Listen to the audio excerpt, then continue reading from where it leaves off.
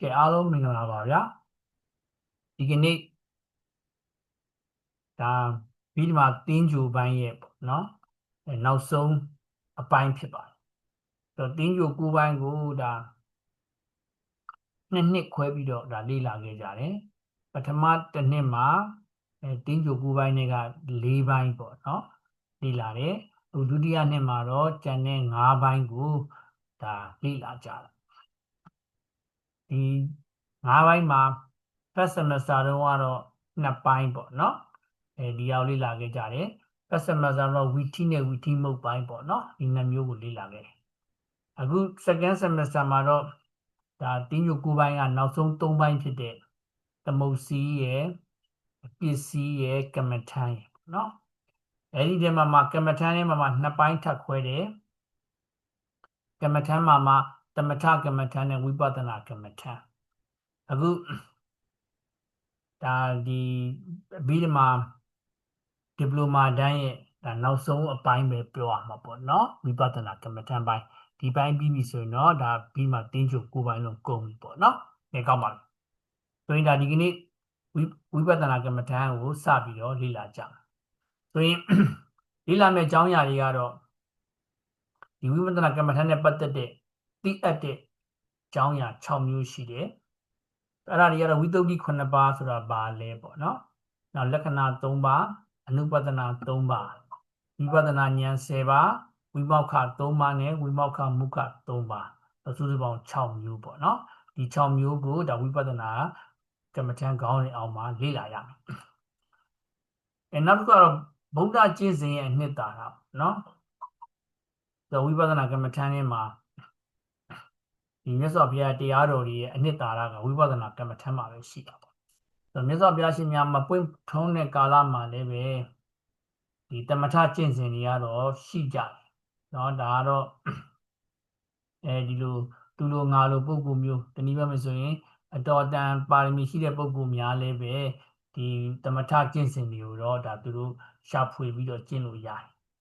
ဒါပေမဲ့ဝိပဿနာကမ္မထမ်းကတော့မြတ်စွာဘုရားရှင်များပေါ်ထွန်းမှသာသူကဒါဒီသိရတဲ့တရားမျိုးပေါ့နော်ကျန်တဲ့ပုဂ္ဂိုလ်တွေဒါရှာဖွေပြီးတော့ဖော်ထုတ်နိုင်တဲ့တရားမျိုးမဟုတ်ဘူးတော့ဒီမှာဗုဒ္ဓရဲ့ဒီကျင့်စဉ်မှာနှစ်သာရကဘာကိုပြောတာဆိုဝိပဿနာကမ္မထမ်းကိုပြောတာပေါ့နော်ကဲဟုတ်ပြီနောက်ကဝိသုဒ္ဓိ9ပါးနဲ့ဝိပဿနာဉာဏ်အစစ်စစ်ဖြစ်ပေါ်ဝိပဿနာဉာဏ်ကတော့10ပါးရှိပါပေါ့နော်ဝိသုဒ္ဓိ9နဲ့ဝိပဿနာဉာဏ်10ပါးဘယ်လိုဆက်ဆက်နေလဲပေါ့နော်ဘယ်ဝိသုဒ္ဓိဒီမှာဆိုရင်ဘယ်ဝိပဿနာဉာဏ်ပေါ့ဘယ်ဝိသုဒ္ဓိမှာတော့ဘယ်ဝိပဿနာဉာဏ်ပေါ့ဒီလိုမျိုးပေါ့နော်ဒီနှစ်ခုဆက်ဆက်မှုကိုရှင်းပြတာနောက်ဥပကိလေသာ10ပါးနောက်ဒီ10ပါးအကြောင်းကိုသိရမယ်ဒါဝိပဿနာဉာဏ်ကိုပေါ့နော်ဒီအဆင့်မှာဒီဥပကိလေသာတွေကပေါ်တယ်ဆိုတော့ဝိပဿနာဉာဏ်ကိုဒါဒီအတော်တန်ပေါ့နော်အထုတ်ပြီးသွားပြီဆိုရင်ဒီစိတ်ထဲမှာနော်ဒီဟာပေါ့တာမန်ချက်ထူးခြားတဲ့အခြေအနေလေးတွေကိုယ့်ရဲ့စိတ်ထဲမှာဖြစ်တယ်အဲ့ဒီတာမန်နဲ့ထူးခြားတဲ့အခြေအနေကလေးတွေကဒါဝိပဿနာအထုတ်တဲ့ပုဂ္ဂိုလ်တိုင်းကဒါကြုံတဲ့ဟာပဲအဲ့ဒီတာမန်နဲ့ထူးခြားတဲ့အခြေအနေကလေးတွေကိုပဲကိုကဒီခီးလန်းဆုံးထင်တဲ့မက်တွေဖိုးနိဗ္ဗာန်လို့ထင်လို့ရှိရင်တော့ဒါကလမ်းလွဲသွားတာပေါ့နော်။ညအဲ့လိုမျိုးဝိပဿနာအထုတ်တဲ့ပုဂ္ဂိုလ်များမှာကြုံတွေ့နေကြလမ်းလွဲနိုင်တဲ့ဒီအခြေအနေလေးတွေရှိတယ်10မျိုးရှိတယ်အဲ့ဒါကိုဥပကိလေသာခေါ်တယ်ပေါ့နော်။သူကကျင့်စဉ်ကိုဒီဟောပေါ့ညှဉ်းနှွမ်းစေတတ်တဲ့အခြေအနေ10မျိုးပေါ့နော်ဒီလိုပြောရဒီလမ်းလွဲစေတဲ့အခြေအနေ10မျိုးကိုလွန်မြောက်သွားမှပဲတကယ်ဝိပဿနာလမ်းကြောင်းအမှန်ပေါ်ကိုဒါရောက်သွားမှာပေါ့နော်နောက်ဝိသုဒ္ဓိ9ပါးနဲ့ဉာဏ်စဉ်10ပါးသို့မဟုတ်16ပါးပေါ့နော်ဒါလေးကိုလည်းဇယားလေးနဲ့ပြန်ပြီးတော့ရှင်းပြတာနောက်အနှစ်ချုပ်နဲ့လေ့ကျင့်ခန်းမိကုန်ပေါ့နော်ကဲကောင်းပြီဆိုတော့ဒီကနေ့ဝိပဿနာကမ္မထမ်းရဲ့တိမှတ်ဖွယ်ရ6မျိုးဒါတွေကဝိသုဒ္ဓိ9ပါးလက္ခဏာ3ပါးအနုပဒနာ3ပါးဝိပဿနာဉာဏ်10ပါးဝိမောက္ခ3ပါးနဲ့ဝိမောက္ခ3ပါးဝိမောက္ခမုခ3ပါးဆိုပြီးတော့ဒါ6မျိုးရှိတာပေါ့နော်ဒီ ဒီ6မျိုးကိုနားလည်ဖို့လိုတယ်ပထမဆုံးဝိသုဒ္ဓိ9ပါးကိုတွားကြပါစို့ဆိုဝိသုဒ္ဓိဆိုတာဘာပြောချင်တာလဲဆိုရင်တော့ဝိဆိုတာကအထူးသုဒ္ဓိကစင်ကြယ်တာအထူးစင်ကြယ်တဲ့တရားအထူးစင်ကြယ်ဖို့လိုတဲ့ဆိုတဲ့တရားပေါ့နော်ဒီဝိပဿနာမှာအထူးစင်ကြယ်ဖို့လိုတဲ့တရား9မျိုးရှိတယ်အဲဒီ9မျိုးကဘာတွေလဲလို့ဆိုရင်တော့ပထမဆုံးကတော့စိတ်သီလဝိသုဒ္ဓိနော်နောက်စိတ်တဝိသုဒ္ဓိဒိဋ္ဌိဝိသုဒ္ဓိကင်္ခာဝိတရဏဝိသုဒ္ဓိမေဃညာဏတတနာဝိသုဒ္ဓိပฏิပဒါညာဏတတနာဝိသုဒ္ဓိနဲ့ညာဏတတနာဝိသုဒ္ဓိဆိုပြီးတော့9မျိုးရှိတယ်နော်ဒါကိုတစ်မျိုးချင်းလိုက်လိလာကြပထမဆုံးကသီလဝိသုဒ္ဓိသီလဤအထူးစင်ကြယ်ခြင်းပေါ့နော်သီလစင်ကြယ်ခြင်းတော့သီလကတော့ဒါအမျိုးမျိုးရှိတာပေါ့နော်ပုဂ္ဂိုလ်လိုက်ပေါ့လူပုဂ္ဂိုလ်တွေတာမန်ပေါ့လူတွေဆိုရင်တော့5ပါးသီလဒီတက်ပူဆွမ်းနိုင်တယ်ဆိုရင်10ပါးသီလဒီတက်ပူဆွမ်းနိုင်ရင်9ပါးသီလလို့10ပါးသီလပေါ့နော်အမျိုးရှိတယ်အဲ့ဒီမိမိစောင့်ထိန်ဖို့စောင့်ထိန်ဖို့လိုအပ်တဲ့သီလတွေကိုမကျိုးမပေါက်မပြောက်မကြားရအောင်ထိမ့်သိမ့်နိုင်ပြီဆိုရင်ဒါသီလဝိသုဒ္ဓိဖြစ်တာပဲဒီညမှာမကျိုးဘူးဆိုတာဘာကိုပြောချင်တာလဲပေါ့မကျိုးဘူးဆိုတာကမဆို5ပါးသီလဆိုပါတော့เนาะဒါဒီလူတွေက5ပါးသီလကိုစောင့်ထိန်တယ်5ပါးသီလထဲမှာမှပထမဦးဆုံးပါဏာတိပါဒဒါကိုလွန်ကျူးတယ်ဆိုရင်တော့သီလကျိုးတယ်ခေါ်တာနောက်ဆုံးသုရာမေရမြစ္ဆပမာဏဌာနပေါ့နော်ဒီသီလကိုကျိုးတယ်ဆိုရင်သီလကိုဖောက်ပြတယ်ဆိုရင်ဒါသီလကျိုးတယ်လို့ခေါ်တယ်အစဆုံးနဲ့အနောက်ဆုံးပေါ့နော်ဒီသီလ2ပါးရတစ်ပါးဟိုဖောက်ပြတယ်ဆိုရင်တော့သီလကျိုးတယ်ခေါ်ပေါက်တယ်ပေါ့သီလတွေပေါက်တယ်ဆိုတာကတော့အစနဲ့အဆုံးရဲ့ကြားထဲမှာရှိတဲ့ကျန်တဲ့သီလတွေပေါ့နော်တပါးသီလတစ်ပါးပေါ့လေအလေကသီလတစ်ပါးကိုလွန်ကျူးတယ်ဆိုရင်တော့ဒါပေါက်တယ်လို့ခေါ်တယ်ကြားတယ်ကြတော့ तू ကသီလကအတွဲလိုက်လေးလွန်ကျူးတာပေါ့နော်ဥပမာဆိုပထမနဲ့ဒုတိယသီလ2ခုလွန်ကျူးတာသို့မဟုတ်ရင်လည်းဒုတိယနဲ့တတိယသုတ္ထ2ခုတွဲ3ခုတွဲပေါ့နော်ဒီလိုမျိုးလွန်ကျူးတာမျိုးကိုဒါကြားတယ်လို့ခေါ်တာပျောက်တယ်ဆိုတာကကြတော့တစ်ခုကျော်ပေါ့နော်တစ်ခုကြားပေါ့မှာပါဏာတိပါဒလွန်ကျူးတယ်နောက်ပြီးတော့ကာမေတုမိစ္ဆာလွန်ကျူးတယ်ဒီလိုမျိုးပေါ့နော်နောက်တစ်ခါကျတော့သုရာမေရိယမိစ္ဆာပါဏာလွန်ကျူးတယ်အဲ့လိုမျိုးလွန်ကျူးတယ်တစ်ခုကြားတွေဖြစ်တယ်မျိုးဆိုရင်ဒါပျောက်တယ်လို့ခေါ်တာနော်အဲ့လိုမျိုးမကြိုးမပေါက်မပြောက်မကြားရအောင်မိမိထိန်းတဲ့သီလကိုစောင့်ထိန်းမှသာလျှင်ဒါသီလစင်ကြယ်တယ်လို့ခေါ်တယ်ဒါကလူတွေပေါ့နော်ဒါတော့5ပါး10ပါး10ပါး9ပါးစသည်တွားမှာဒီကောင်းပြီယဟန်ကျော်တွေများအတွက်ကြတော့သတုပါရိတုတ်တိသီလလို့ခေါ်တာပေါ့နော်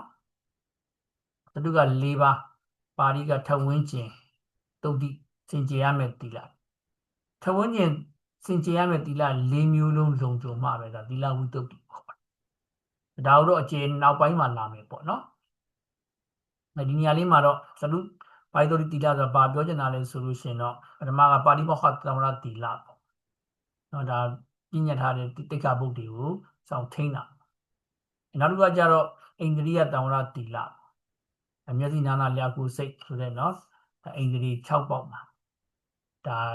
အကုသိုလ်တွေမဖြစ်အောင်ဒီမှာလောဘဒေါသမောဟတွေမဖြစ်အောင်နော်စောင့်ထိန်းတာနောက်တစ်ခုကကြတော့အာဇီဝပါရိတုတ်တိသီလသူကအသက်မွေးဝမ်းကြောင်းစင်ကြယ်တာပေါ့ယဟန်တော်များမှာအသက်မွေးကြောင်းစင်ကြယ်ယဟန်တော်များကသူများလူရတန်းတာတွေပဲမိခိုပြီးတော့ဒါဒီ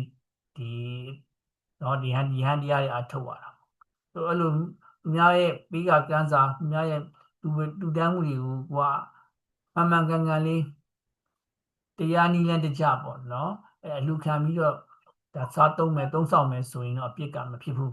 အဲ့လိုမဟုတ်လို့မစင်မကြယ်နဲ့အလူခံပြီးသုံးဆောင်တာပေါ့နောက်မှဆိုပါဆိုဒီအလူရှင်တွေပေါ်မှာညှောက်ပြီးပြောဆိုပြီးတော့ပေါ့နော်ဒီလိုမျိုးအလူခံလို့ရအောင်လုပ်တာတွေ ဒါနှိမ်ချပြီးတော့ပြောဆိုပြီးတော့မခံကြအောင်ပြောတာမျိုးတွေနောက်ပြီးတော့ဘယ်လိုခေါ်မလဲဟိုတွယ်ဝိုက်တဲ့နီလန်းတွေမျိုးနဲ့ပေါ့နော်အဲလိုမျိုးလှူကျင်လာအောင်ကိုဟာပေါ့နော်အကျိုးကျေးဇူးတွေများလာအောင်လုပ်တာမျိုးတွေဒါမျိုးတွေကို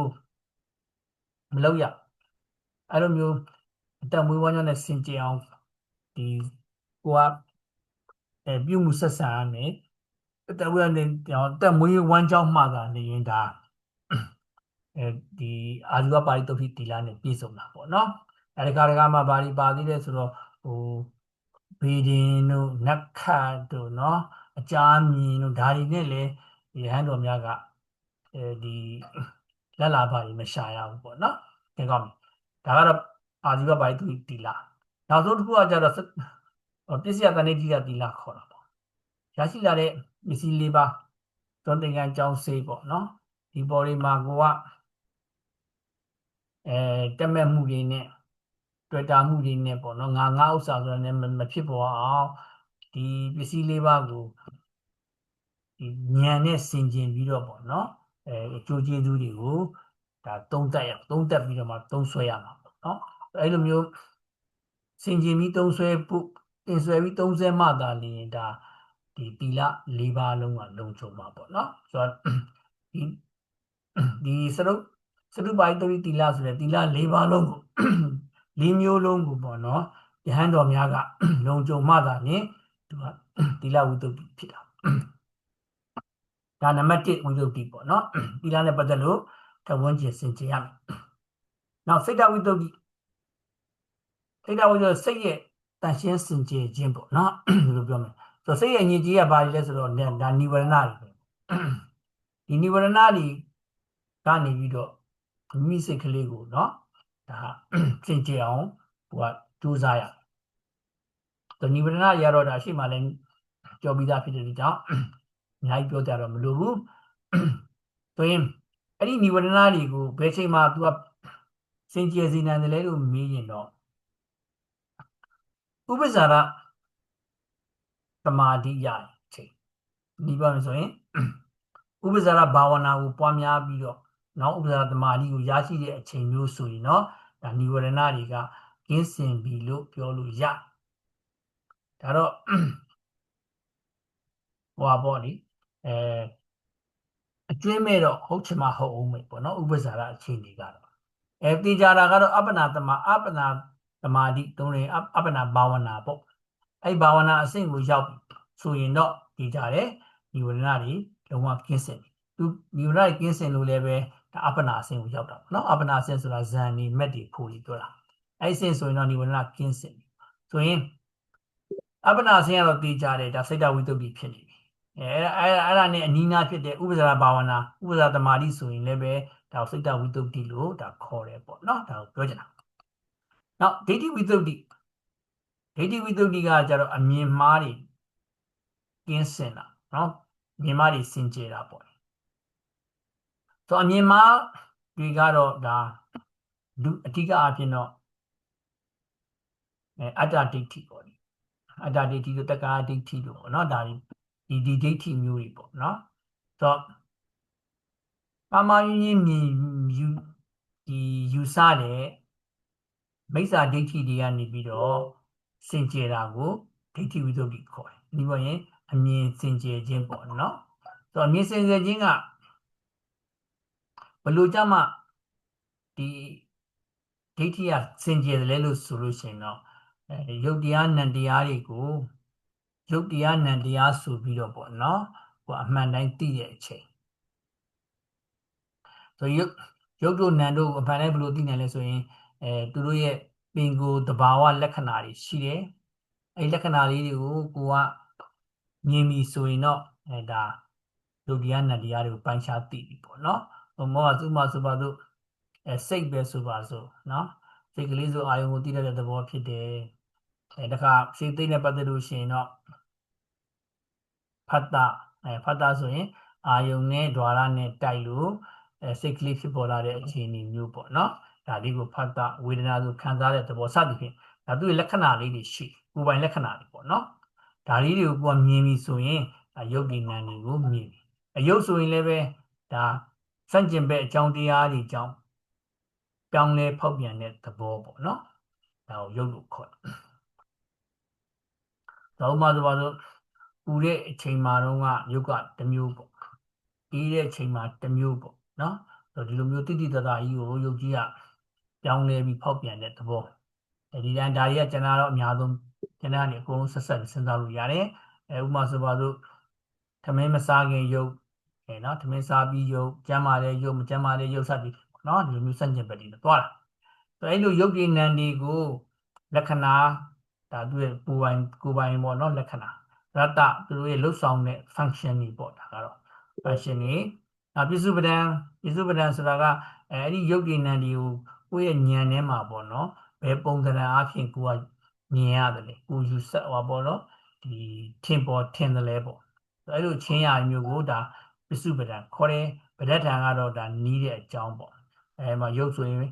ကံစိတ်ဥဒ္ဓဟာရကြောင့်ယုတ်ကဖြစ်တာအဲ့လိုသူတို့ရဲ့အကြောင်းရင်းလေးတွေပါသိရပေါ့နော်ကဲလိုမျိုးယုတ်ဒီနံတွေကိုအမှန်တမ်းသိပြီဆိုရင်အဲ့ဒီယုတ်ဒီနံတွေကလွဲလို့နော်ကျန်တဲ့အတ္တတို့ငါတို့ပုဂ္ဂိုလ်တ attva တို့မရှိဘူးဆိုတာကိုဟိုကမြင်သွားမှာပေါ့နော်အဲ့လိုယုတ်နံကိုဟုတ်တိုင်းမှန်သွားမြင်ပြီဆိုရင်အတ္တဒိဋ္ဌိကနေပြီးတော့ဒါကင်းစင်သွားတာပေါ့နော်ဆိုတော့ခိုင်နေမြဲတယ်လို့အမြဲတည်နေတယ်လို့ပေါ့နော်ဒီဆိုရဲမှားရင်းတဲ့အယူဆနေပြီးတော့ဘာပေါ့နော်စင်ကြယ်သွားတာအဲ့ကောင်းပြီဒါကဒိဋ္ဌိဝိတ္တုဖြစ်တယ်ဆိုဒီကတော့ဒီတီလာဝိတ္တုပြန်ပြောမယ်ဆိုရင်တော့ခုနပြောတဲ့ကိုဆောင်ထိန်တဲ့တီလာတွေကိုမကျိုးမပေါက်မပြောင်းကြအောင်ထိန်းနိုင်ရင်တီလာဝိတ္တုဒါကတော့ဘာဝနာတရားကိုပွားများအားထုတ်လို့နော်ဥပ္ပဇာရဘာဝနာအဆင့်ဒီမှာဥပ္ပဇာရတမာတိအဆင့်ရောက်ပြီဆိုရင်တော့စိတ်တဝိတ္တုဖြစ်တယ်အပ္ပနာကတော့ပြောကြမလို့တော့ပေါ့နော်ဒိဋ္ဌိဝိတ္တုကြလို့ရှိရင်ယုတ်နံတွေကိုပိုင်းခြားပြီးတော့နော်အဟုတ်တိုင်းမှန်သွားမြင်ပြီဆိုရင်တော့ဒါဒီဒိဋ္ဌိဝိတ္တုဖြစ်တာပေါ့နော်ယုတ်နံပဲရှိတာဟုတ်ကျန်တဲ့အတ္တတို့ငါတို့မရှိမှမရှိတာကဲကောင်းပြီနောက်တစ်ခုကကျတော့ကင်္ခာဝိတရဏဝိတ္တုကင်္ခာဝိတရဏဝိတ္တုကကြတော့ဒီယုတ်နံနဲ့ပတ်သက်လို့ပေါ့နော်ကင်္ခာ16ပါးရှိတယ်ယုံမတန်တရားဖြစ်စီရပေါ့16မျိုးရှိတယ်အဲ့ဒီ16မျိုးကနေပြီးတော့လွန်မြောက်သွားတဲ့အတိညာပေါ့နော်ဒါကိုကင်္ခာဝိတရဏဝိတ္တုခေါ်တယ်တော့ကင်္ခာ16ပါးကဘာလဲဆိုတော့ဒါအတိတ်အနာဂတ်ပြစ္ဆုတ်ပံနဲ့ဆက်ပြီးတော့ပေါ့နော်ဒါယုံမတန်တရားဖြစ်တာဆိုပါတော့အတိတ်ကာလနဲ့ပတ်သက်လို့အတိတ်ကာလနဲ့ပတ်သက်လို့အတိတ်မှာငါဆိုတာရှိသလားနော်အတ္တဆိုတာရှိသလားစသဖြင့်ပေါ့နော်ဒါတော့မာရင်းတဲ့ကုသတစ်ခုပေါ့အတ္တတို့ငါတို့ရှိသလားမရှိဘူးလားရှိခဲ့သလားမရှိခဲ့သလားနော်ဒီလိုမျိုးစဉ်းစားတကယ်လို့ရှိခဲ့တယ်ဆိုရင်လည်းဘယ်လိုပုံစံနဲ့ရှိခဲ့တာဒါဘယ်လိုမျိုးနဲ့ဖြစ်လာတာလဲနော်ဘယ်လိုမျိုးရှိခဲ့တာနောက်တစ်ခါဘယ်လိုအခြေအနေမျိုးတွေရှိခဲ့ပြီးတော့ဘယ်လိုအခြေအနေမျိုးတွေဆက်ပြီးတော့ရှိနေခဲ့တာနော်ဒီလိုမျိုးအတိတ်နဲ့ပတ်သက်လို့၅မျိုးအဲ့ဒီပုံမှာဒါတန်တရားရှိတယ်အနာဂတ်နဲ့ပတ်သက်လဲ၅မျိုးပဲထုံးသွင်းသွားမယ်နော်အနာဂတ်မှာရှိမလားမရှိဘူးလားရှိမယ်ဆိုတော့ဘယ်လိုပုံစံရှိမလဲဘယ်လိုမျိုးသားရှိမလဲဘယ်လိုရှိလာမှာလဲလို့နော်ဘယ်လိုဖြစ်ပြီးတော့ဘယ်လိုထပ်ဖြစ်အောင်မှာလဲလို့စသည်ဖြစ်ပေါ့ဒါကအနာဂတ်နဲ့ပတ်သက်လို့၅မျိုးပြစ္ဆုတ်ပံနဲ့ပတ်သက်လို့က6မျိုးရှိတာပေါ့နော်ခုနဟာလေးပါပဲမင်းကောင်းပြီဆိုရင်အဲ့ဒီလိုမျိုးပေါ့16မျိုးတော့ချင်းရာနဲ့ယုံမတန်တရားတွေကိုလွန်မြောက်သွားတဲ့ဉာဏ်ဆိုအဲ့ရဘလို့ချင်းနေမျိုးမှာဒါကင်္ခါကလွတ်မြောက်တယ်လဲလို့ဆိုရင်တော့နာပြောတယ်ကံစိတ်ဥဒ္ဓဟာရဆိုတဲ့အကြောင်းတရားတွေနော်ဒါထုတ်လိုက်လို့ဒီယုတ်ဒီနံတွေကဖြစ်နေတာဒီအကြောင်းတရားတွေမရှိရင်ယုတ်ဒီနံတွေကလည်းရှိမှာမဟုတ်ဘူးပေါ့နော်ဆိုသူရဲ့ဒီအကြောင်းနဲ့အကြောင်းအကျိုးဖြစ်ပေါ်လာတယ်ဆိုတဲ့ဒီပြိဿသမုပ္ပါကိုနားလည်ပြီပေါ့စာတွေ့အဖြစ်နားလည်ပြီဆိုရင်ဒါကင်္ခာဝိတရဏဝိတ္တုလို့လည်းခေါ်တာနော်ဆိုတော့ဒီနေရာမှာစာတွေ့တော့မကောက်ဘူးပေါ့နော်လက်တွေ့ဒီပါဖို့လိုတယ်ကင်္ခာဝိတရဏဝိတ္တုကအရင်တော့သင်ထားမှာပေါ့နော် ဒီပိဿသမုပ္ပါဒ်ကိုစာတွေအပြင်သင်ပြီးတဲ့နောက်မှာလက်တွေ့အပြင်ယုံဉာဏ်တွေကိုကိုယ့်ရဲ့တန်တန်မှာဟိုကရှာတာပေါ့လေရှာလို့ယုတ်တရားနံတရားတွေကိုဟုတ်တိုင်းမှသာမြင်ပြီဆိုရင်တော့ဒါဒိဋ္ဌိဝိတ္တုဖြစ်ပြီဒါကယုတ်တရားနံတရားတွေဟာသူ့အလိုလိုအကြောင်းပဲဖြစ်လာတာလားဆိုတာကိုပြန်ပြီးတော့ဆက်ပြီးစဉ်းကျင်တဲ့အခါမှာတော့မဟုတ်ဘူးယုတ်နိတဏ္ဍန်နေဆိုတာကလည်းအကြောင်းရှိလို့ဖြစ်လာတဲ့တရားတွေဆိုတော့အကြောင်းတွေကိုကိုကထိုးထွင်းပြီးတော့ပေါ့နော်သိနိုင်ပြီဆိုရင်ဒါကင်္ခဝိတ္တနာဝိတ္တုဖြစ်သွားပြီဆိုတော့ဒိဋ္ဌိဝိတ္တုအဆင့်ကကြတော့နာမရူပပရိစေဒဉာဏ်ပေါ့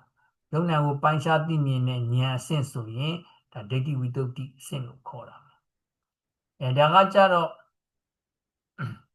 ပစ္စယပရိက္ခဉာဏ်ခေါ်တာပေါ့နော်ဒီအကြောင်းအကျိုးတွေကိုသိသိသောဉာဏ်ဒီပစ္စယပရိက္ခဉာဏ်အဆင့်ကိုရောက်ပြီဆိုရင်တော့ဒါကင်္ခဝိတ္တနာဝိတ္တုအဆင့်ကိုပြောလို့ရတယ်ဆိုတော့ယုတ်ဉာဏ်တရားတို့ရဲ့အကြောင်းတွေပေါ့နော်ဒါတွေကိုဝေဖန်ပိုင်းခြားသိတယ်ဆိုရင်โอเคဒါကင်္ခဝိတ္တဝိတ္တုဖြစ်တယ်ဒီကောင်းပြီနောက်နံပါတ်5ကကျတော့မက္ကာဉာဏတဒနာဝိတ္တု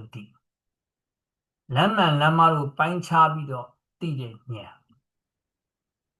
မက္ကနဲ့အမက္ကပေါ့နော်ဒီလိုပြောချင်တာမက္ကကလမ်းမှန်အမက္ကကတော့လမ်းမအဲ့ဒါဒီကိုဒါသိတဲ့ဉာဏ်အမြင်ရဲ့စင်ကြယ်ခြင်းပေါ့နော်ဒီလိုပြောချင်တာတော့ရှေ့မှာတော့ပြောခဲ့တဲ့ဥပ္ပကိလေသာ10မျိုးပေါ့နော်အဲ့ဥပ္ပကိလေသာ10မျိုးကခုနတော့ကဒီဒိဋ္ဌိဝိတ္တုတို့နော်ကင်္ခာဝိတ္တနာဝိတ္တုတို့အဲ့ဒီဝိတ္တုတွေပြီးသွားပြီနော်တမာတိအားလိလည်းအတော်လေးကောင်းလာပြီဆိုတဲ့အချိန်မှာခုနပြောတဲ့ဥပ္ပကိလေသာ10မျိုးကဒီယောဂီရဲ့တဏ္ဍာမှာဖြစ်လာပြီအဲ့လိုယောဂီတဏ္ဍာမှာဖြစ်လာပြီလဲဆိုတဲ့အချိန်မှာတချို့ပရိယတ္တိအတိညာဏ်အားနည်းတဲ့ယောဂီများကြတော့အဲ့ဖြစ်ပေါ်လာတဲ့ထူးခြားတဲ့ဒီကိုယ်တဏ္ဍာမှာဖြစ်တဲ့ဖြစ်စဉ်လေးတွေကိုသူကတရားသူတရားမြတ်လို့ယူဆသွားတဲ့အခါမှာအဲ့ဒါမှသူကตาရပြီးတော့ဆက်ပြီးတော့အာမထုတ်ဖြစ်တော့เนาะဒါသူတက်ကတော့ကျင့်တဲ့ဆရာလည်းကောင်းနေတယ်နောက်တစ်ခါသူကလည်းလမ်းဆုံးသွားပြီလို့ထင်တော့သူကဆက်ပြီးအာမထုတ်တော့အမှန်ကဒါကခုနပြောတဲ့တမာတိအားစွမ်းအားတွေကောင်းလာပြီစိတ်လေးတွေကြည်လာပြီဆိုတဲ့အချိန်မှာဖြီးရိုးဖြစ်စဉ်ပဲเนาะမှာဆိုပါလို့ကိုရောင်ကိုပါတောက်လာတာတို့တတိတွေတအားကောင်းတာတို့ဝရိယတွေတအားထက်လာတာတို့စသည်ဖြစ်ပေါ့เนาะဒါ10မျိုးရှိတယ်ဒါတွေကဒီတရားထုတ်တဲ့ပုံပုံများမှာဖြီးရိုးဖြစ်စဉ်ပဲဒါပေမဲ့အဲ့ဖြီးရိုးဖြစ်စဉ်ကိုကတွားပြီးတော့လမ်းဆုံးပြီးပိုင်းနိုင်ရောက်ပြီးလို့အောက်မေ့လိုက်တာကလမ်းမအဲ့ဒါမဟုတ်သေးဘူးဒါကဥမာတော့တမာရီအားလေးကောင်းလာလို့စိတ်ကလေးကြည်လာလို့ဒါထူးခြားတဲ့ဖြစ်စဉ်လေးတွေပဲလို့ဒီပိုင်းခြားပြီးသိတယ်ဆိုရင်တော့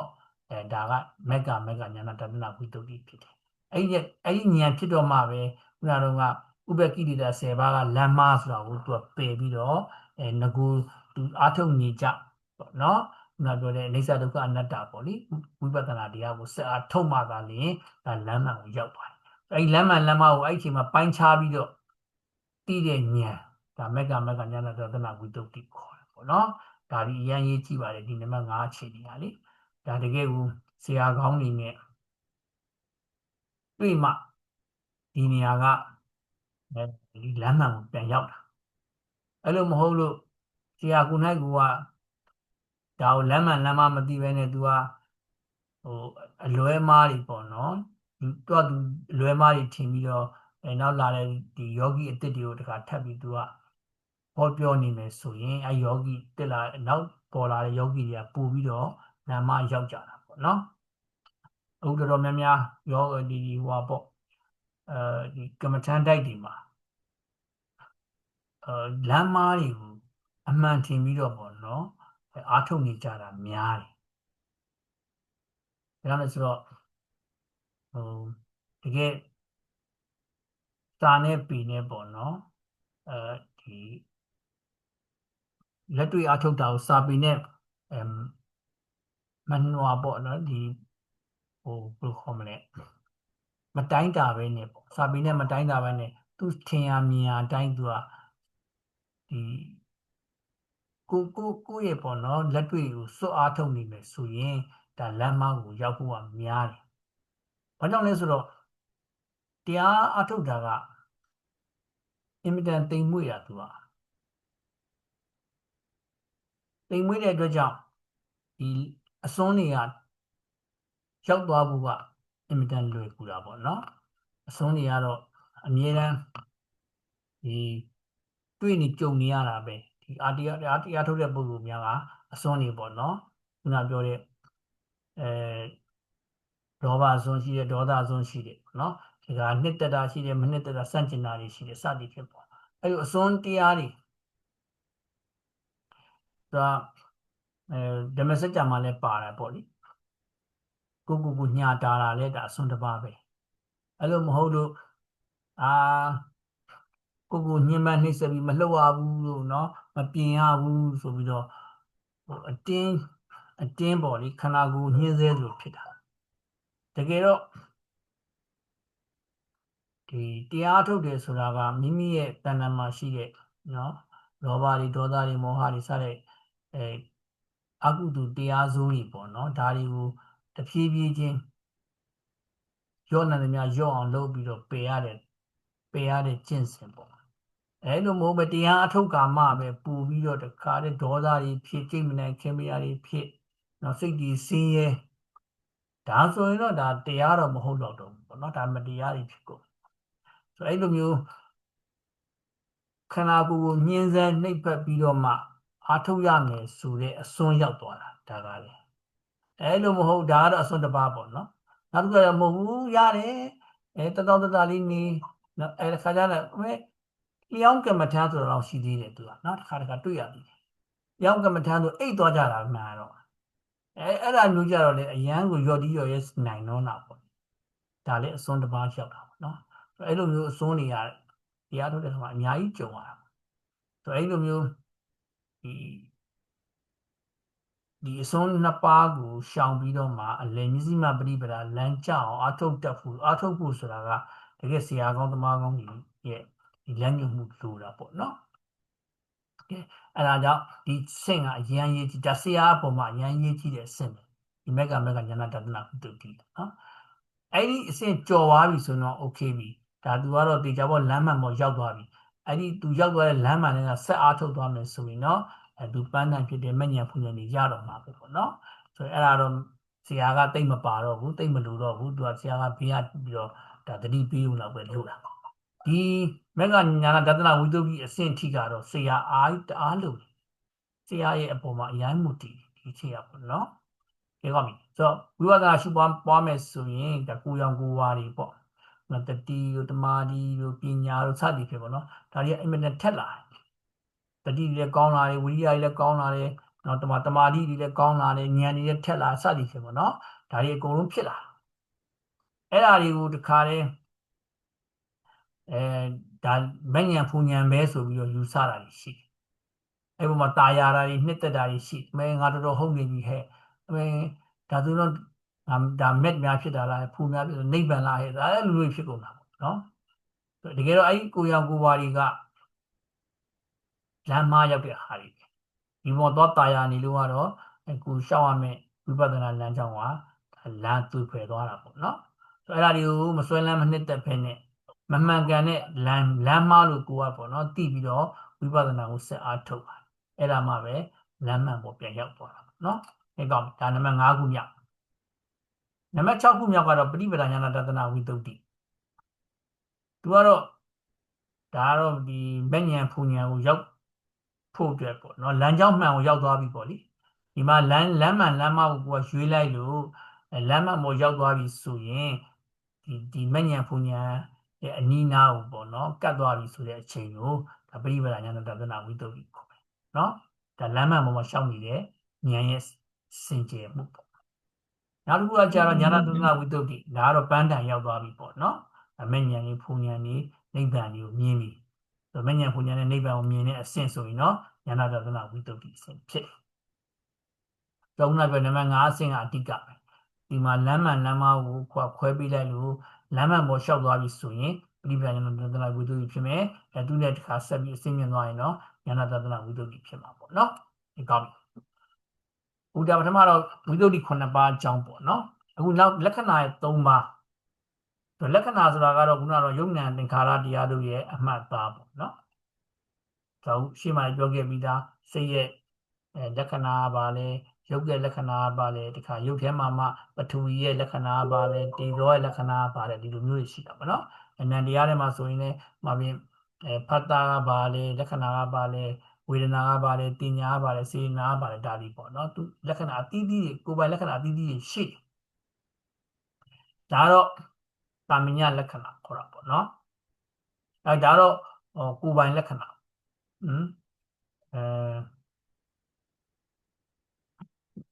ဒါကိုယ်ပိုင်လက္ခဏာခေါ်တာပေါ့နော်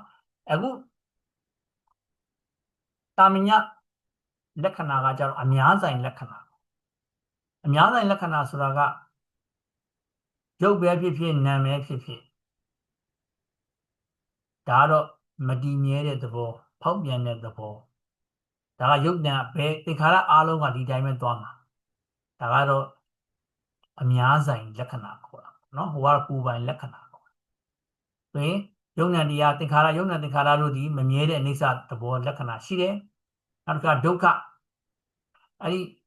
အဆက်မပြတ်ပြောင်းလဲဖောက်ပြန်ပြီးတော့ပျက်စီးကုန်ဆုံးခြင်းများဖြင့်အဆက်မပြတ်ညှဉ်းပန်းနှိပ်စက်နေတဲ့ကဲ့သို့ထင်ရတဲ့အတွက်ကြောင့်ဒါဒုက္ခလက္ခဏာဖြစ်တယ်။ဒီမှာဒုက္ခသည်နာကျင်ခံခက်တဲ့ဒုက္ခကိုပြောတာမဟုတ်ဘူးဒီနေရာကဒီကလည်းပါတယ်ပေါ့နော်။နာကျင်ခံခက်တဲ့ဝေဒနာဒုက္ခကိုလည်းဒါဒီဒုက္ခထဲမှာထည့်ဒီတက်ပို့ပြီးတော့အရေးကြီးတာကကြတော့မပြတ်နှိပ်စက်ခံနေရတဲ့သဘောလို့သူကဒုက္ခလို့ပြောတာဘယ်သူကနှိပ်စက်နေရလဲလို့မေးရင်ခုနကအနိစ္စကမပြတ်နှိပ်စက်နေတဲ့သဘောဒါကိုဒုက္ခလို့နော်အစမပြတ်ပြောင်းလဲဖောက်ပြန်ပျက်စီးခြင်းဖြင့်နှိပ်စက်ရုပ်ကိုပဲကြည့်ကြည့်နာမ်ပဲကြည့်ကြည့်အမြဲတမ်းဖြစ်ပြတယ်ဒီလိုအနိစ္စပဲအဲ့ဒီအနိစ္စကြီးကဘယ်ချိန်ကြည့်ကြည့်ဒါပဲဘယ်နှခါပဲကြည့်ကြည့်ဒါပဲဆိုတော့အဲ့ဒီအနိစ္စကြီးဆိုတဲ့ဒါပေါ့နော်ဒီလက္ခဏာကအမြဲတမ်းလို့ဒုက္ခဒီနှိမ့်ဆက်နေတဲ့သဘောကို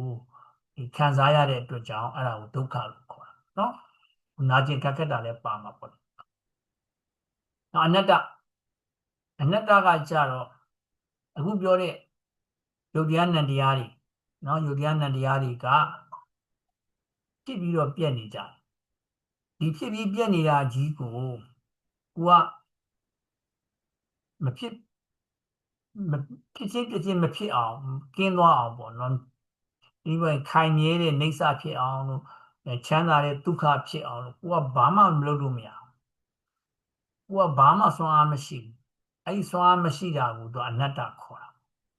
နော်နောက်တစ်ခါကိုကမြဲခြင်းနဲ့ခိုင်ခြင်းနဲ့ချမ်းသာခြင်းနဲ့တနည်းပြောမယ်ဆိုရင်တော့ဒီစိတ်ကျဉ်တဲ့စရာကောင်းခြင်းနဲ့စိတ်ကျဉ်တဲ့မှုရခြင်းနဲ့ဒါပေမဲ့ယုံနိုင်တဲ့သဘောကစိတ်ကျဉ်တဲ့မှုကိုမပေးနိုင်ကိုယ့်ရဲ့အလိုကိုမလိုက်ဘူးသူဖြစ်ချင်တယ်လို့သူ့တဘာဝတည်းတော့သူဖြစ်နေတာအဲ့ဒါကိုအနတ္တခေါ်တယ်နော်နောက်တစ်ခုကအနှစ်သာရအားဖြင့်လည်းဘာမှမရှိဘူးဆိုတော့လက်စုပ်လက်ကင်ပြစရာအာကူစရာဘာတစ်ခုမှမရှိဘူးဘာကြောင့်လဲဆိုတော့အခုပေါ်လာတယ်အခုဖြစ်လာတယ်အခုပြတ်သွားတယ်အခုဖြစ်လာပြတ်သွားအဲ့ဒီဖြစ်ပြက်ဆိုတဲ့ဒီအနိစ္စဒုက္ခအနတ္တဆိုတဲ့ယုံဉာဏ်တွေပဲရှိတာအနှစ်သာရဘာမှမရှိနောက်တစ်ခါအဲ့ဖြစ်ပြီးပြတ်သွားတဲ့ဒီဖြစ်စဉ်တွေထဲမှာနော်ခိုင်နေမြဲတယ်ဆိုတဲ့ငါလည်းမရှိဘူးအတ္တလည်းမရှိဘူးဆိုတော့အဲ့ဒါတွေအကုန်လုံးကိုအနတ္တလို့ခေါ်တာနော်ဆိုတော့ယုံ nant တရားယုံ nant သင်္ခါရတရားတွေမှာကိုယ်ပိုင်လက္ခဏာအသီးသီးရှိတော်လည်းပဲအားလုံးနဲ့ဆိုင်တဲ့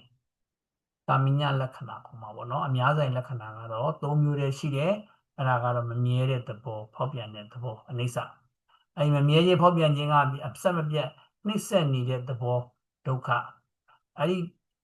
ယုံ nant သင်္ခါရတရားတွေရဲ့အလယ်မှာခိုင်နေမြဲတယ်အနှစ်သာရအားဖြင့်ငါ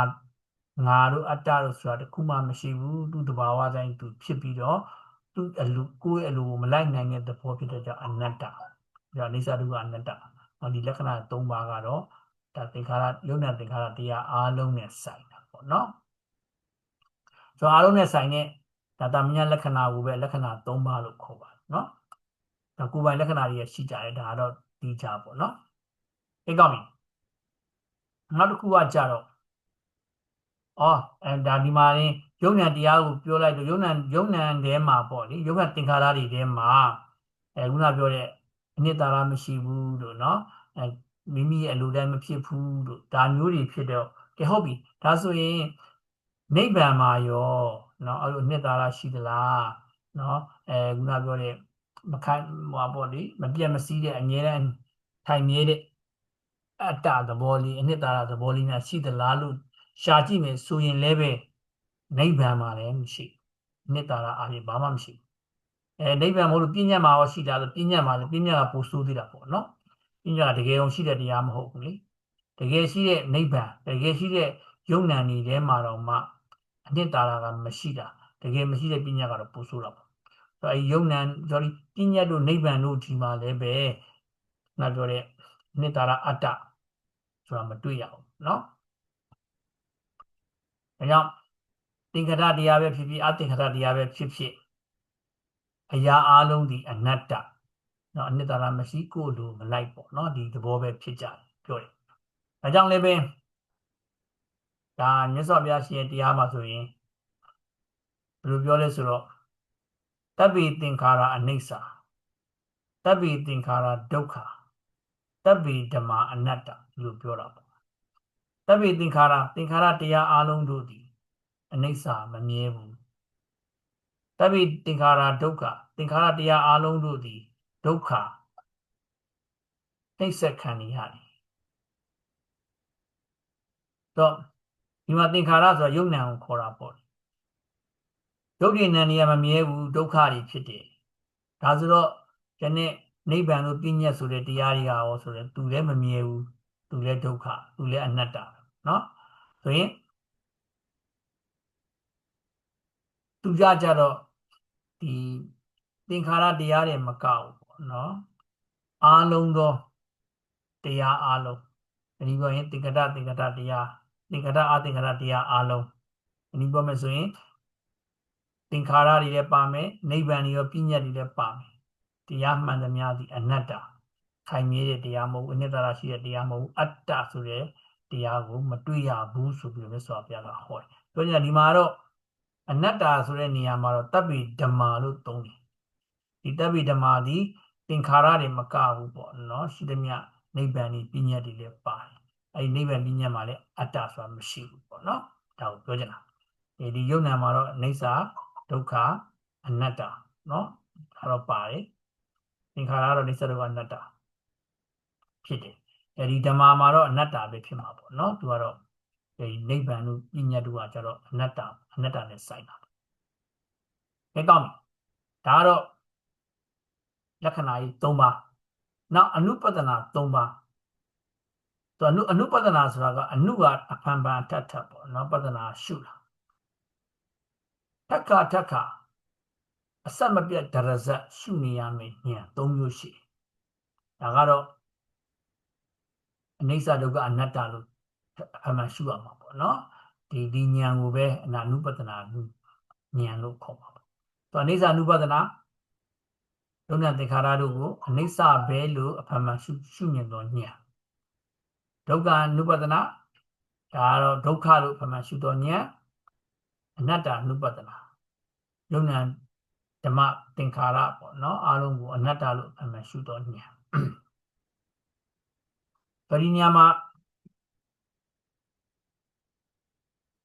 အနုပဒနာကတော့ဒါတော့ဉာဏ်ကိုဆိုလိုတာပေါ့နော်ဒီအမှန်ရှုတဲ့ဉာဏ်ဘယ်လိုမျိုးရှုလဲဆိုရင်အနိစ္စလို့ရှုမယ်ဒုက္ခလို့ရှုမယ်အနတ္တလို့ရှုမယ်ဒါတစ်ခုမို့တစ်ခုပေါ့နော်ဒါတော့ရှုရအောင်တကယ်ရှိတဲ့ကလည်းဒါပဲရှိတာယုံ nant မှန်သမျှအနိစ္စဒုက္ခအနတ္တရှိကျန်တာဘာမှမရှိ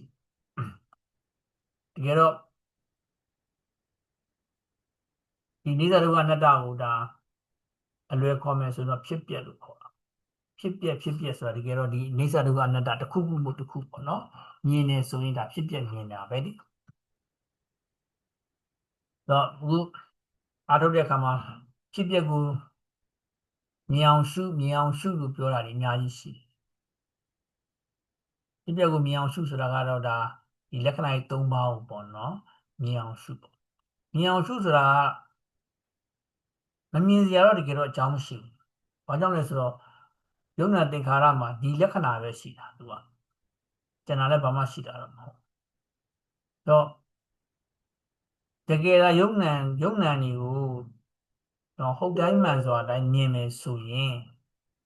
နိစ္စဒုက္ခအနတ္တကမြင်ရမှာပဲဘာလို့သူကဒါပဲရှိတာဟုတ်သူကနိစ္စဒုက္ခအနတ္တကိုမမြင်ဘူးဆိုရင်ဒါဒီယုံနာကိုဒါဟုတ်တိုင်းမှန်စွာမမြင်သေးလို့ပဲလို့ပြောရမှာပေါ့နော်။ညောင်ဘိဓမ္မာသင်ထားတဲ့ပုဂ္ဂိုလ်နဲ့အဘိဓမ္မာမသင်တဲ့ပုဂ္ဂိုလ်နော်တရားအထုတ်တာချင်းတူရင်တော့မှအဘိဓမ္မာသင်တဲ့ပုဂ္ဂိုလ်ကဒီဖြစ်ပျက်ကိုမြင်ဖို့ရာခိုင်နှုန်းကများတယ်။အဲကြောင့်လဲဆိုတော့ဟိုကစာတွေ့အဖြစ်ရုပ်ဆိုတာပါလဲနာမ်ဆိုတာပါလဲဒါတွေကိုကိုယ်ကလေ့လာခဲ့ပြီးသားလေ။အဲရုပ်ဒီနာမ်တွေကိုကိုယ့်ရဲ့တန်တန်မှာကိုကဒီစမ်းစစ်ကြည့်ဖို့ပဲလိုတာ။ဥပမာဖြင့်မာတဲ့သဘောပြောတဲ့သဘောလေးတွေ့တယ်။နောက်ခုခန္ဓာကိုယ်မှာပေါ့။တွေ့ရဆိုရင်ဒါပထဝီပဲ။ဒါရုပ်ပဲ။ဟောတကပူတဲ့သဘောအေးတဲ့သဘောတွေ့တယ်။အဲ့ဒါကတော့တေဇောပဲ။ပထဝီပဲဖြစ်ဖြစ်တေဇောပဲဖြစ်ဖြစ်ပေါ့နော်။ဘယ်ဟာပဲဖြစ်ဖြစ်အဲ့ဒီတရားဥစ္စာကိုတကယ်မြင်ရင်သူ့ရဲ့မမြဲတဲ့သဘောကိုကိုယ်ကမြင်မှာပဲ။အဲ့တော့ဒီယုံနာနေမှာကမမြဲတာပဲရှိတာဟုတ်သူကမမြဲတာဖောက်ပြန်တာတစ်မျိုးတစ်မျိုးပြောင်းလဲသွားတာဒါတွေပဲရှိတာတော့တကယ်တော့ယုံနေနံတွေကိုဥက္ခန္ဓာကိုယ်မှာတကယ်ခန္ဓာဉာဏ်ရောက်မြင်လို့ကတော့ဒီဖြစ်ပျက်ကတော့ဒီကြတော့မြင်ရမှာနော်ကဲကောင်းဒါတော့တချို့ယောဂီတွေတရားထုတ်တာအထုတ်နေတာနော်ဖြစ်ပျက်ကိုရှုပါဆိုရှုတော့ရှုနေတာပဲဘာရှုလဲဆိုသူစိတ်ထဲမှာရှိတဲ့စကလုံးကိုသွားရှုဖြစ်ပျက်စကလုံးကိုသွားရှုတာမှဖြစ်ပျက်ကစကလုံးမဟုတ်ဘူးအဲ့တော့ကိုယ့်ရဲ့တဏ္ဍာထဲမှာယုတ်နံတွေကိုမြင်အောင်ကြည့်ရမှာယုတ်နံမြင်ဖြစ်ပျက်ကမြင်မိတာအောင်မိတော့ပေါ့နော်သူကဒီလိုမျိုးပြောတာအဲကောင်းနောက်တစ်ခုကျဝိပဿနာဉာဏ်10ပါးပေါ့ဝိပဿနာဉာဏ်10ပါးကကြတော့ဒါခုနပြောတဲ့ဖြစ်ပျက်ကိုမြင်တဲ့ဉာဏ်ပဲသူကတော့နော်နုပဒနာဉာဏ်ဖြစ်ပျက်ကိုမြင်တဲ့ဉာဏ်ကိုပဲဒါဝိပဿနာဉာဏ်လို့ခေါ်တယ်အဲဒီဉာဏ်ကိုဖြစ်ပျက်ကိုမြင်တဲ့ဉာဏ်ရဲ့အနုအယင့်ပေါ့လေအယင့်ပေါ်မူတည်ပြီးတော့ဒါဝိပဿနာဉာဏ်ကိုလည်းဒါ10မျိုးခွဲလိုက်တာနော်ဆိုနံပါတ်1ကတော့တမတနာဉာဏ်တမတနာဉာဏ်ကတော့ဒါဖြစ်ပျက်ကိုမြင်ပြီဆိုတာနဲ့ဒါတမတနာဉာဏ်ဖြစ်ပြီဒါယုံနံကိုတကယ်မြင်လို့ပေါ့နော်ယုံနံကိုဥဒ္ဓမန္တတကယ်မြင်နေဆိုရင်ဒါတမတနာဉာဏ်ဖြစ်တယ်ဘာကြောင့်လဲဆိုတော့အနိစ္စဒုက္ခအနတ္တဆိုတဲ့ဖြစ်ပျက်ကိုမြင်ပြီပေါ့နော်သူကကဲကောင်းပြီအဲ့ဒီကနေတဆင့်ဆက်ပြီးတော့အဖမှန်ထက်ရှုရင်းနဲ့ဉာဏ်ကတစ်ခါထပ်ပြီးတော့များနောက်တစ်ဆင့်တက်သွားပြီဆိုရင်တော့ဖြစ်ပျက်ကိုမြင်ပြီပေါ့ဖြစ်ချင်းပြက်ချင်းကိုရှုတော့ဉာဏ်တော့ဒီအနိစ္စဒုက္ခအနတ္တဆိုတဲ့လက္ခဏာကြီး၃ပါးကိုပထမတော့မြင်မယ်ပေါ့နော်မြင်ပြီဆိုရင်ဒီယုံဉာဏ်တို့ရဲ့မမြဲတဲ့သဘောနော်မမြဲတဲ့သဘောကိုကမြင်မမြဲတဲ့သဘောကိုမြင်နေဆိုတဲ့ကပြတ်သွားတဲ့သဘောကိုမြင်တာပေါ့နော်ပြတ်သွားတဲ့သဘောကိုမြင်တယ်လို့ပဲအဲဒီပြတ်တဲ့သဘောနဲ့ဆက်ပြီးတော့ရှေ့ကဖြစ်လာတဲ့သဘောကိုလည်းကိုကမြင်တာပေါ့နော်ဒါကြောင့်ဒီယုံဉာဏ်တို့ရဲ့ဖြစ်ချင်းပြက်ချင်းကိုမြင်ဒီကအိစ္ဆဒုက္ခအနတ္တမြင်ပြီဆိုတာနဲ့ဖြစ်ပျက်ကတော့သူမြင်ပြီပဲပေါ့နော်ဒီတမတနာဉာဏ်ပြီးဥဒ္ဒပယဉာဏ်ဖြစ်ပျက်ကိုမြင်တဲ့ဉာဏ်နောက်ကဘင်္ဂဉာဏ်ဟောဒီတက်ထပ်ပြီးတော့များဒီတတိတွေတမာတိတွေပေါ့နော်ပညာတွေအားကောင်းလာပြီဆိုရင်သူကအဖြစ်ကိုတော့သူကမရှုတော့ဖြစ်တဲ့သဘောတော့မရှုတော့ဘဲနဲ့သူကပြက်တဲ့သဘောလေးကိုပဲသူကရှုတာသူပထမ ကတော့အဖြစ်လဲရှုတယ်အပြက်လဲရှုတယ်ပေါ့နော်ယုံ nant တွေကိုဖြစ်လိုက်ပြက်လိုက်အဲ့လိုဖြစ်ပြက်တွေရှုရင်းနဲ့ဉာဏ်ထက်လာပြီလဲဆိုတော့နှစ်ပိုင်းလုံးမရှုတော့ဘဲနဲ့အပြက်တွေပဲရှုရတဲ့ကြောင့်သူကအဖြစ်အပြက်နေရာမှာအပြက်ဆိုဒီလိုသွားတာပေါ့နော်သူကပထမဥဒိယပြမှာတော့ဖြစ်ပြက်ဒီလိုသွားတယ်ဖြစ်လိုက်ပြက်လိုက်ဖြစ်လိုက်ပြက်လိုက်ကိုသူကရှုတာနောက်ပိုင်းဉာဏ်တက်လာပြီဆိုရင်တော့ဖြစ်ကိုဖယ်လိုက်တော့မယ်အဲ့ဖြစ်နေရာမှာပြက်တွေပဲရှုတာဆိုအပြက်ဆိုပြီးဒရဇတ်အပြက်တွေပဲဆောက်ရှုသွားတာအပြက်ကိုမြင်တာနဲ့သူကဖြစ်တာကိုချက်စဉ်းစားကြမလို့တော့ဘူးပေါ့နော်သူကသိကြတယ်ဖြစ်လာလို့ဒါပြက်သွားတဲ့သဘောဉာဏ်နုစဉ်တုန်းကတော့ပြက်တဲ့သဘောကိုမြင်တဲ့အခါမှာလည်းရှေ့ကဖြစ်တဲ့သဘောကိုပဲကိုကပြန်ပြီးတော့ဆင်ခြင်ပြီးတော့ရှုရတာပေါ့နော်သူကပြက်တာရှုရဲပြက်တာရဲ့မတိုင်ခင်ဖြစ်တာကိုရှုတယ်ပြက်တာကိုအဲ့လိုသွားတာဖြစ်ပြက်သွားတယ်ဉာဏ်ထက်လာရင်တော့အပြက်ကိုဖယ်လိုက်တော့အားလုံးကအပြက်တွေပဲရှုအပြက်ရှုတာနဲ့သိကြပြီအဖြစ်ကတော့စဉ်းစားဖို့မနေတော့သူကဖြစ်လာလို့ဒါပြက်သွားခဲ့တဲ့သဘောပေါ့နော်ဒီလိုမျိုးတန်းသိဒါဉာဏ်ထက်တော့မှဒါအပြက်ကိုရှုလို့ရတာပေါ့နော်ဉာဏ်အားနေတော့အချိန်မှာတော့အဖြစ်ကိုပြက်ကိုရှုရတယ်။နေကောင်းပြီ။နောက်ဘယဉာဏ်အခုတော့အပြက်တွေပဲရှုနိုင်သွားပြီ။ဆိုတော့ဒီယုံ nant သင်္ခါရတွေကပြက်နေမှတော့ဘာမှဟောပေါ့နော်ဒီနှစ်သက်စရာတွေ့တာစရာဘာမှမကောင်းတော့မကောင်းတဲ့အပြင်ကိုဘလို့ထင်လာလဲဆိုတော့ဟိုကြောက်စရာဘေးဆိုးကြီးတစ်ခုအနေနဲ့ကိုသူကမြင်လာတာစာပေထဲမှာဆိုရင်တော့ဒါတဲတောင်ကံပါမှာပေါ့နော်မတက်ရက်နေတဲ့လူတယောက်ကိုရက်နေတဲ့တဲတောင်ကံကိုဒီရေကတိုက်စားပြီးတော့တဖွာနဲ့ပေါ့နော်တဲဒီရေထဲပါသွားသလိုမျိုးကြည်နဲ့တေချာပေါက်ကိုနေရာကိုဒီရေကရောက်လာတော့မှာပေါ့နော်ဒီ line တွေကရောက်လာပြီးတော့ကိုရက်နေတဲ့တဲတောင်ကိုသူကတိုက်စားသွားတော့မှာဒါဆိုရင်ကိုကဒီမြေထဲမှာနစ်မြုပ်သွားတော့မှာပေါ့နော်ဆိုအဲ့လိုမျိုးကိုယ့်ရဲ့ရှေ့မှာရှိတဲ့ဒီတဲတောင်မြင်ကိုရေလိုင်းနဲ့တဝုံနဲ့ရိုက်ပြီးတော့ဒါဖြိုနေတာကိုမြင်ရတယ်လို့ပဲသူကဒီအပြက်တွေကိုမြင်နေရတဲ့အချိန်မှာပေါ့နော်။အောက်လျှောက်အပြက်တွေပဲမြင်တဲ့အချိန်မှာသူကအဖြည်းဖြည်းနဲ့ဒီအပြက်ကြီးကကိုယ်ဒါဒုက္ခပြီးတော့မယ်ဆိုတာကိုဒုက္ခပြီးနေတယ်ဆိုတာကိုနော်ကိုယ်စိတ်ထဲမှာမြင်တာအဲ့ဒီအချိန်မှာသူကကြောက်စရာဘေးဆိုးကြီးလို့ထင်တာပေါ့နော်။ဆိုအဲ့ဒီအဆင့်ဆိုရင်တော့အပြက်တွေမြင်ရတဲ့အဆင့်ကအဲ့ဒီအပြက်တွေကိုကြောက်လာပြီဆိုရင်ဒါဘယဉာဏ်ဖြစ်ပြီနော်ဒါပြောချင်နောက်တစ်ခုအာဒီလုံမဉာဏ်ဒါတော့အပြစ်မြင်နေအခုလိုမျိုးကိုယ်ဒုက္ခပေးနေပြီတောင်းလျှောက်ဒရဇတ်ဒုက္ခပေးနေပြီလဲဆိုတော့ဒီယုံ nant အပေါ်မှာဘယ်လို့မှနှစ်သက်စရာမကောင်းတော့ဘူးဒီယုံ nant အပေါ်မှာကိုဒီပြုစုပြောထောင်ခြင်းစိတ်လည်းမရှိတော့ဘူးပေါ့နော်ဒီယုံ nant အပေါ်မှာယူရပြီးတော့တခါလဲပိုးမွေးသူမွေးနေစရာလည်းအကြောင်းမရှိတော့ဘူးအဲကြောင့်လည်းဒီယုံ nant တွေကအမြဲတဖွာနဲ့ဒီပြက်ပြီးတော့ကိုယ်ဒုက္ခပေးနေတာပဲလို့မြင်လာတဲ့အပြစ်ပေါ့နော်အပြစ်ကိုမြင်ယုံ nant တို့အပြစ်ကိုမြင်လာတဲ့ဉာဏ်ဆိုတော့ဒီကတော့ဉာဏ်နည်းအစစ်စစ်ပေါ့လေတိုးတက်လာပုံပဲဆိုဉာဏ်ဒီအကုန်လုံးကတော့ခုနပြောတဲ့ဒီဖြစ်ပျက်ကိုမြင်တဲ့ဉာဏ်ကြီးပဲတနည်းအားဖြင့်လက္ခဏာသုံးပါးကိုမြင်တဲ့ဉာဏ်ကြီးပဲအဲ့ဒီဉာဏ်ကြီးရဲ့အနုအရှင်းပေါ်မူတည်ပြီးတော့ကိုယ်စိတ်ထဲမှာနော်တစ်ဆင့်ပြီးတစ်ဆင့်ပေါ့နော်ပြောင်းလဲလာတဲ့အဆင့်တွေကိုဒါဝိပဿနာဉာဏ်လို့ခေါ်တာပထမဆင့်ကတော့ဖြစ်ပျက်ဒီလက္ခဏာသုံးပါးမြင်တယ်ပြီးလို့ရှိရင်ဖြစ်ပျက်ကိုမြင်တယ်ပြီးလို့ရှိရင်အပြက်တွေပဲမြင်တယ်တခါကျအဲ့ပြက်တွေကိုဘေးလို့မြင်တယ်အဲ့ဘေးမြင်တာယူတဖြည်းဖြည်းနဲ့မလိုမုန်းထားတဲ့အပြစ်တွေမြင်လာတယ်တခါအပြစ်တွေမြင်လာပြီဆိုတဲ့နောက်မှာကျတော့လွတ်ငင်းငွေပဲအဖြစ်ပေါ့ကိုကရှုမြင်တာတော့ကိုယ်တဏ္ဍာမှာရှိတာလေယုံ nant ပဲအဲ့ယုံ nant တွေကိုလည်းကိုကရှုတဲ့အခါမှာဘာမှနှစ်သက်စရာတွေ့တာစရာအာကိုးစရာနော်ဒီဟိုပါပေါ့ဒီစုပ်ကင်ထားကြဘာတစ်ခုမှမရှိဘူးတကယ်ကိုအပြစ်တွေနဲ့ ညီးငွေ့စရာအဖြစ်နဲ့ကိုကမြင်တာအပြစ်ကိုမြင်တဲ့ခါမှာဒီအပြစ်တွေကိုလည်းကိုကဖျောက်ချင်တယ်ဖယ်ချင်တယ်ဖယ်လို့လည်းမရဘာကြောင့်လဲဆိုတော့ဒီယုံနာမဲ့ရှိတာကိုရှိမှာလေရှုတဲ့တိုင်းကိုကယုံနာမဲ့မြင်နေရကြည့်ရတော့လေယုံနာနေအကုန်လုံးကလည်းအပြစ်တွေနဲ့ကြီးပဲသူတို့ရဲ့အပြစ်တွေကိုတော့ရှောက်မြင်နေရတယ်တော့အဲ့ဒီမှာတခါတည်းဒီယုတ်ဒီနံတွေကိုမလိုချင်တော့တာပေါ့နော်ထပ်ပြီးတော့မဖြစ်ချင်တော့တာ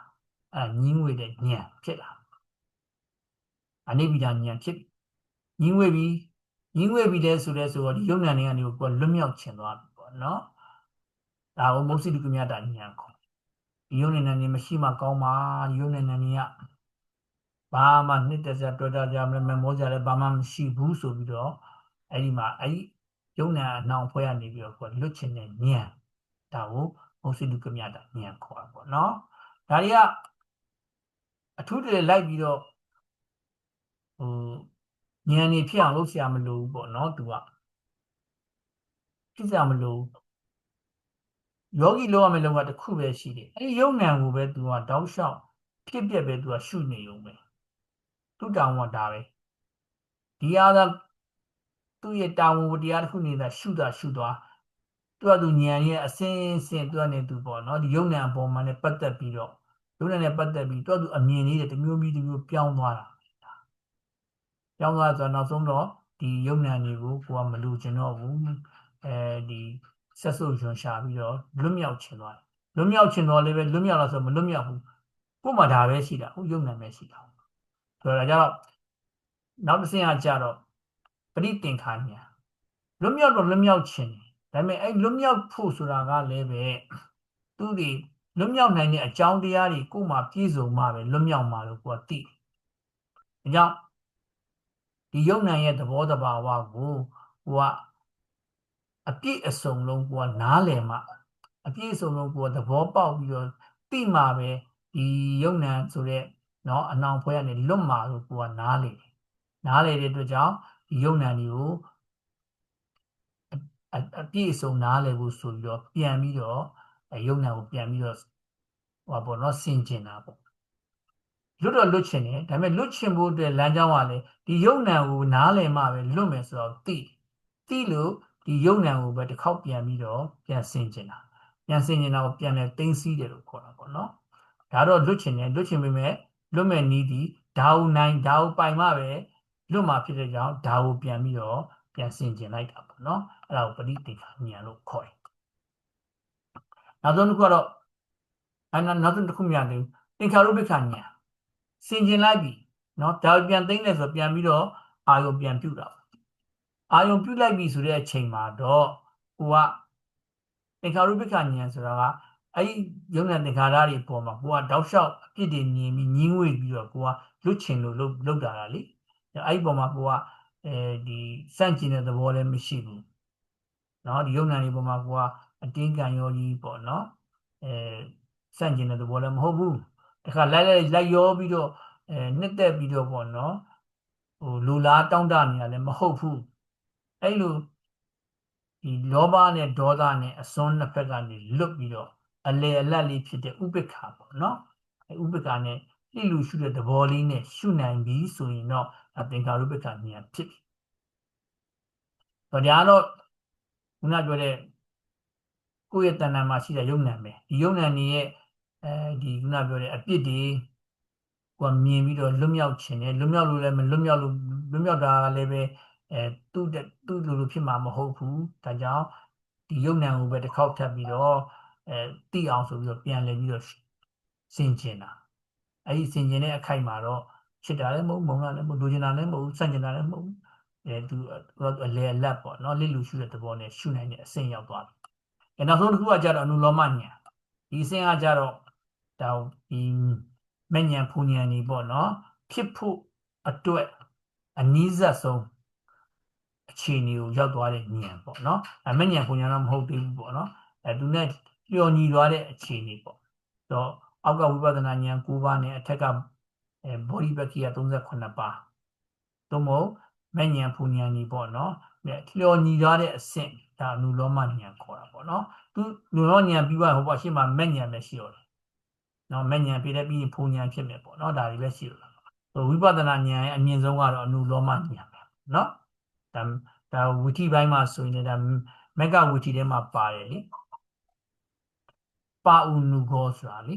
အဲ့ဒီအခြေအနေမျိုးအဲ့ပါဥနုဂောဆိုတဲ့ဉာဏ်တွေကိုဒါအနုလောမဉာဏ်လို့ခေါ်တာပေါ့เนาะကဲကောင်းပါပြီဒါတော့ဒီကနေ့ဒီမှာပေါ့เนาะဝိပဿနာဉာဏ်10ပါးမှာပဲခဏနားကြတာပေါ့ဗျာ